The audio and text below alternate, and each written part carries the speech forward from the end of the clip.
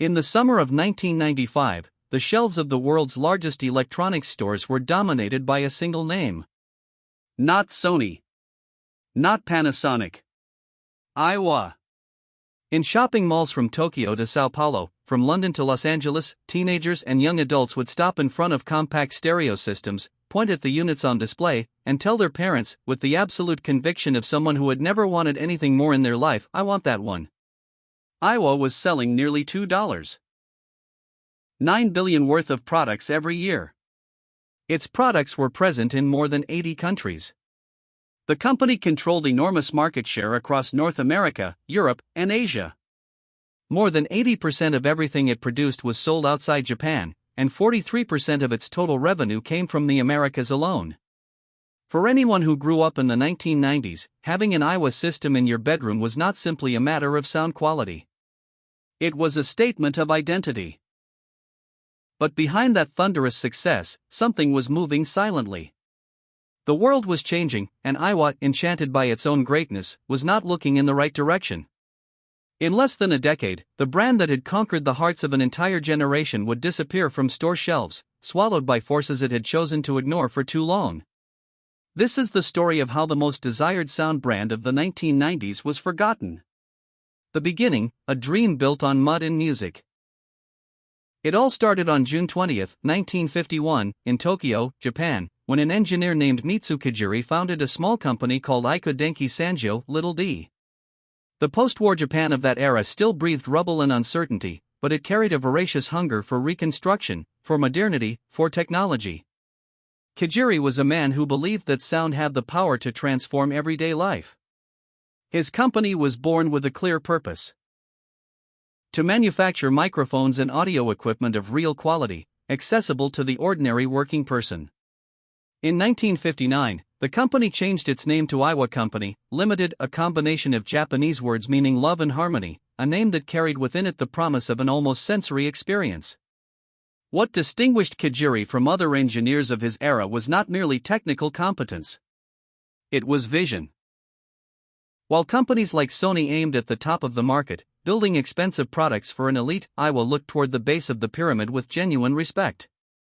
The strategy was to deliver cutting-edge technology at prices that ordinary people could afford, and it worked from the very beginning. In February 1964, Aiwa launched Japan's first cassette recorder, the TP-707. A product that would permanently transform the relationship between consumers and portable music. 4 years later, in 1968, the company introduced Japan's first boombox, the TPR-101, a portable speaker system that could be carried by hand and transformed city streets into improvised stages for the soundtrack of a generation. The 1970s, quiet expansion. The 1970s were years of quiet, calculated expansion. Aiwa created joint ventures in Hong Kong and Lebanon. It penetrated Middle Eastern markets at precisely the moment when the oil crisis was making that region more receptive to Japanese imports. It began building factories in Southeast Asian countries, Singapore, Malaysia, and Indonesia, where production costs were significantly lower than in Japan. In 1969, something occurred that appeared at first glance to be a simple commercial transaction but would determine Aiwa's destiny for decades. Sony Corporation acquired a majority stake in the company. Kajiri stepped down from the presidency. Aiwa began operating as an affiliate of the world's largest electronics conglomerate, but retained its operational independence and continued to be traded on the Tokyo Stock Exchange. Sony held 54.6% of Aiwa's shares until 1982. In practice, the two companies coexisted as rivals under the same roof, an arrangement that, for a time, generated a productive tension that benefited both. The 1980s. Glorious adolescence. The 1980s were Aiwa's glorious adolescence. The world was deep in the fever of cassettes, Walkmans, and home stereo systems. In 1980, Aiwa launched the TPS-30, the world's first personal stereo recorder, marketed in Japan under the name Cassette Boy. It was a direct response to Sony's Walkman, launched 1 year earlier, and it demonstrated that Aiwa was not afraid to challenge its own majority shareholder. The brand's 3-head cassette decks became a benchmark among audiophiles who wanted studio-quality sound without paying studio prices. In 1989, the company signed a licensing agreement with BBE Sound to incorporate signal processing technology into its home audio systems, further elevating the sound quality reaching the living rooms of ordinary consumers. Aiwa had discovered a perfect formula, not to invent, but to refine. Take the best of available technology, polish it, package it elegantly, and sell it at a price that competitors could not match. The secret was not in creating new technologies but in delivering new possibilities within a price range that satisfied increasingly demanding and increasingly price-conscious consumers. While Sony and Panasonic fought over the top of the market, Aiwa was building its empire at the base. And that base was enormous. The 1990s, peak and invisible fracture. The 1990s arrived like an explosion. The global economy was expanding. The middle class of developed countries had money to spend, and youth culture was exploding in every direction. Grunge echoed through bedrooms across North America. Hip-hop dominated the streets of major cities. Electronic music pulsed through the nightclubs of Europe. And to listen to all of it with quality, people wanted stereo systems that fit in an apartment, that looked good, that were powerful, and that did not cost a fortune. Aiwa was the perfect answer for that moment. The brand's compact mini-systems became objects of global desire. The NSX line, with its separate speakers, luminous displays, and graphic equalizers, filled the bedrooms of teenagers around the world with sound quality that seemed impossible at that price point. If you had an Aiwa system, you didn't need to explain anything. The brand spoke for itself. In 1999, the company recorded sales of 349 billion yen, the equivalent of approximately $2.9 billion US. It operated with more than 10,600 employees distributed across factories and offices on 4 continents. Its products reached stores in 80 different countries, and more than 80% of everything it manufactured was sold outside Japan. And then, in the middle of that splendor, there were signs that nobody wanted to see. The signs nobody wanted to read. The first sign appeared quietly, disguised behind still positive numbers. In the mid-1990s, the world began talking about something called the digital revolution. It was not merely a technological change. It was a cultural rupture. The CD had already replaced the cassette as consumers' preferred music format. The DVD was beginning to do the same to VHS. And on the horizon, still invisible to most industry executives, a new threat was taking shape, a compressed audio file format called MP3 that allowed hundreds of songs to be stored on a single electronic device without any physical media whatsoever. In 1997, a German engineer named Karl-Heinz Brandenburg and his team at the Fraunhofer Institute had already popularized the format. In 1998, the first commercial portable MP3 player arrived in American stores. The audio industry would never be the same again. Aiwa watched all of this with the quiet arrogance of a company that believed present success was sufficient insurance against future risk. The company continued betting heavily on analog equipment and on the formats it had mastered: cassettes, CDs, home stereo systems. While competitors like Sony moved their research laboratories toward digital, investing fortunes in new platform development, Aiwa maintained its focus on what had always worked. The logic seemed reasonable on the surface. Why abandon a profitable business model in the name of an uncertain technology? But that logic concealed a fatal trap. The problem was not only technological. It was structural.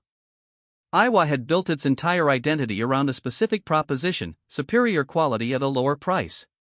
But that same formula that had made it great was beginning to turn against it.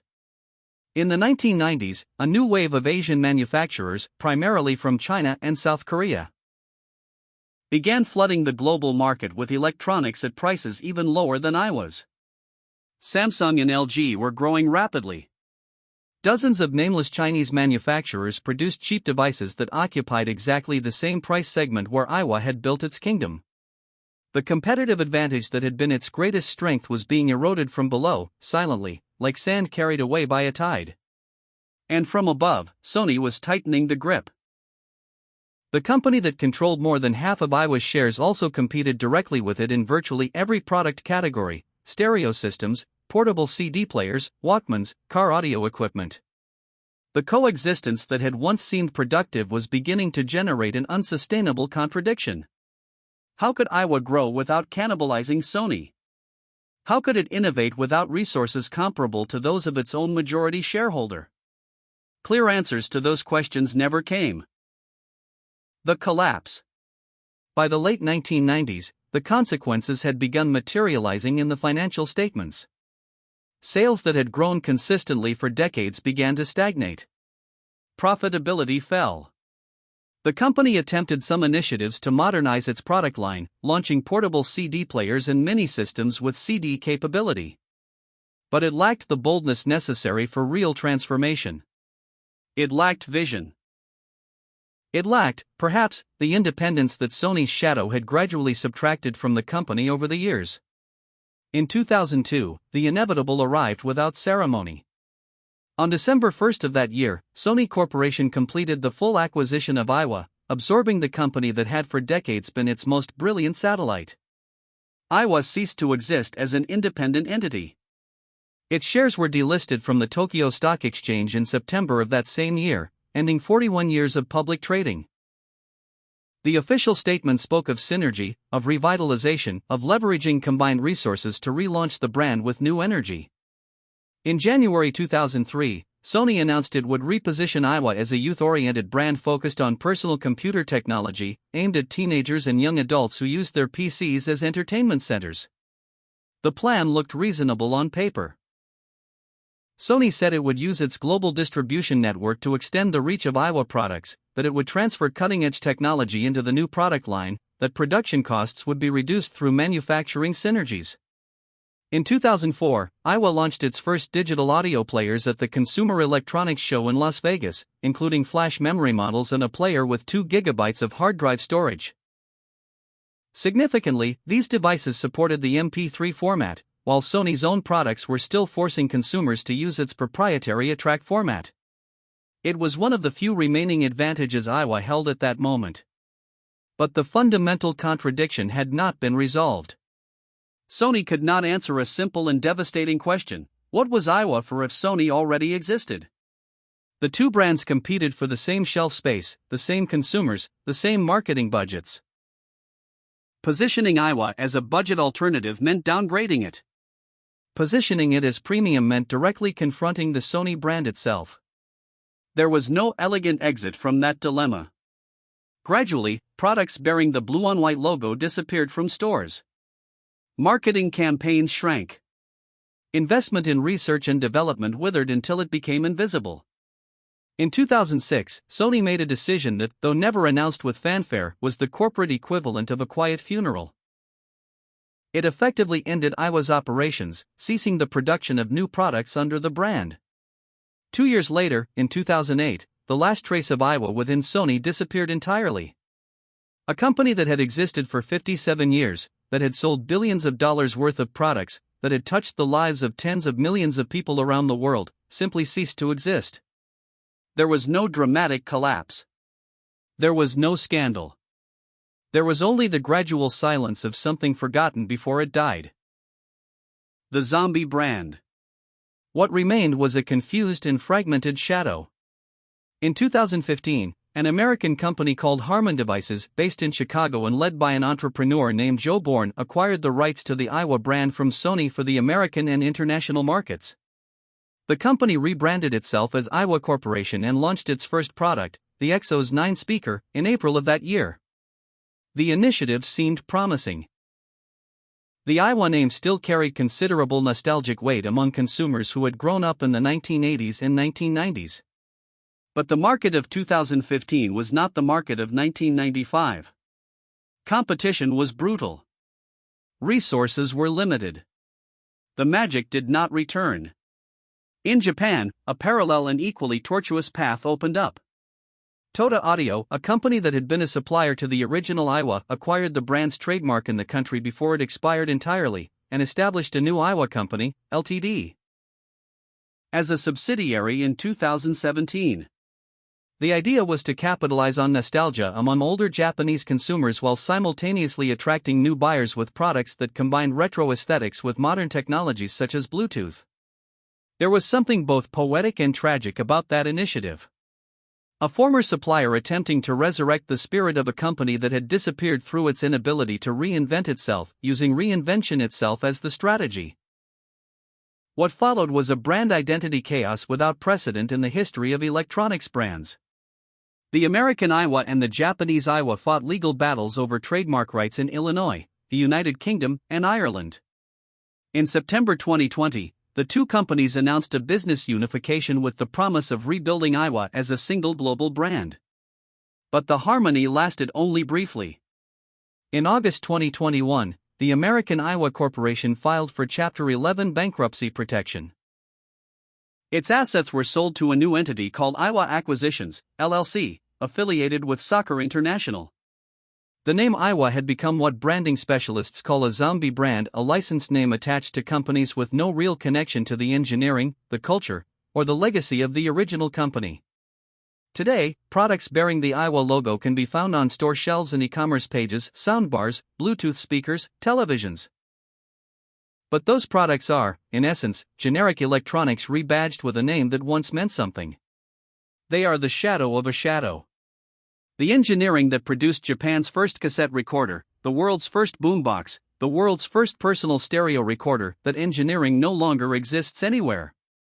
The love and harmony that gave the company its name in 1951 evaporated somewhere between the arrogance of the 1990s and the indifference of the 2000s.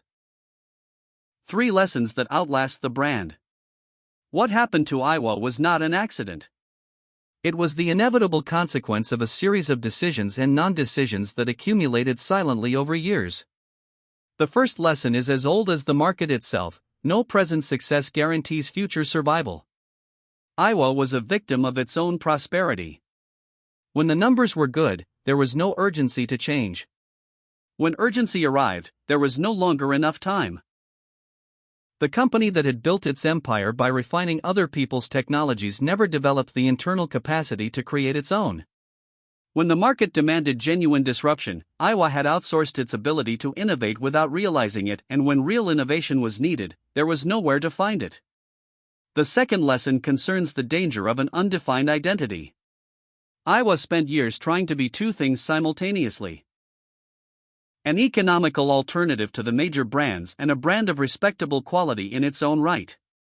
That ambiguity was sustainable as long as the market was less competitive. When Chinese and Korean manufacturers began offering products at even lower prices, Aiwa lost its price advantage.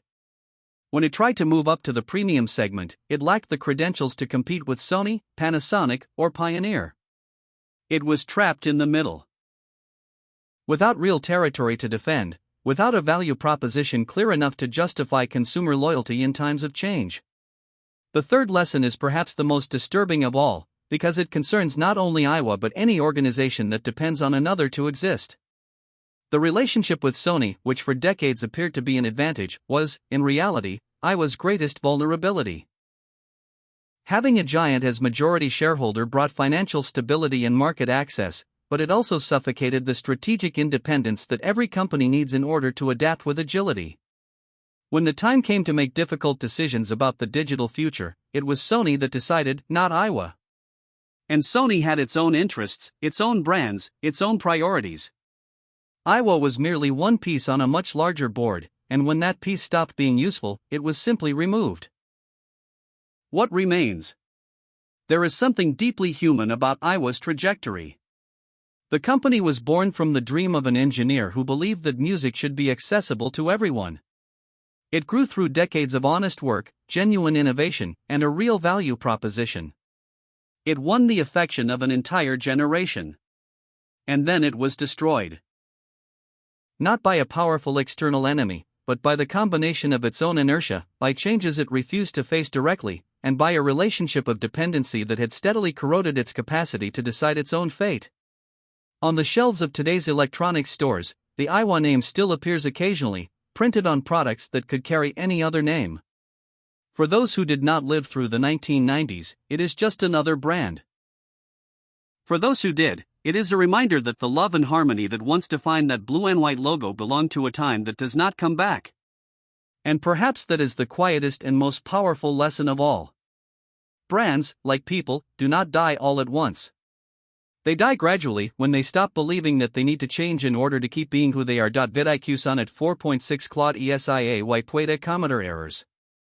Por favor, verifica nuevamente las respuestas.